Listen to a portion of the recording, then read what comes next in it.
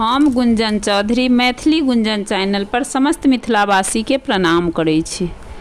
आइ हम एकटा उदासी गीत लऽ कऽ उपस्थित छी। कोशिश करै छी जे ई गीत अहाँ सबके जरूर पसंद आयत। जय मिथिला, जय मैथिली। जखन रामचंद्र चलला अवध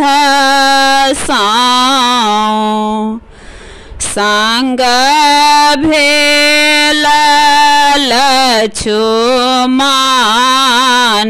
भाई, संग भेल लक्ष्मण भाई। सगुना पोथिया उचारू भैया लक्ष्मण, कते दिन लिखल बनवास, कते दिन लिखल बनवास। कए दिन केरा एकरे महीनामा, कए बरस लिखो बनवास। तेसाही दिन केरा एकरे महीनामा, 12 बरस लिखो बनवास। एक बरी न भेला विधाता, दोसर कई माय।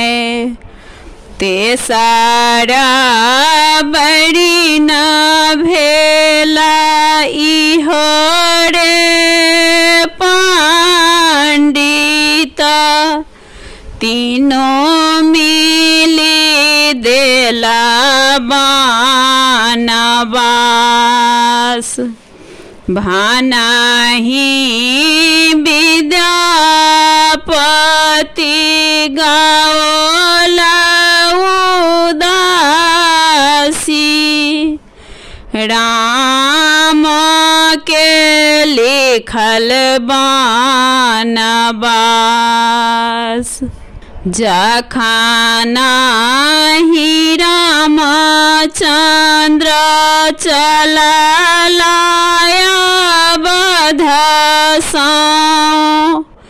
सुना भेल दशरथ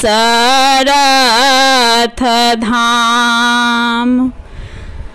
जखन रामचंद्र चलला अवध